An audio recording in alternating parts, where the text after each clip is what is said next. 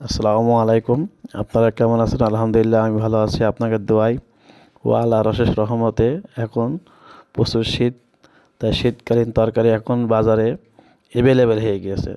তো যাই হোক, আল্লাহর শুকরিয়া আদায় করি। সবাই সুস্থ থাকেন, আমিও সুস্থ থাকি, এই দোয়া সবার জন্য। তো সবাই সবার জন্য দোয়া করবেন।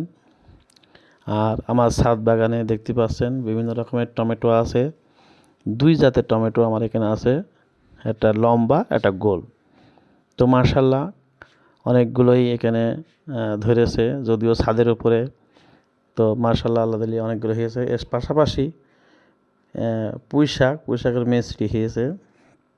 আপনারা ফলো করলে বুঝতে পারবেন যে এখানে কিছু পুঁই শাকও আছে। পুঁই শাকের সাথে মেচড়ি, শীতকালে এই মেচড়িগুলো পাওয়া যায় আমাদের ভাষায়, আমাদের এলাকায় এটা পুঁই শাকের মেচড়ি বলা হয়। তো যাই হোক, সব মিলিয়ে আলহামদুলিল্লাহ আল্লাহর কাছে দোয়া দোয়া করেন যেন আমরা সবাই ভালো থাকি, সুস্থ থাকি।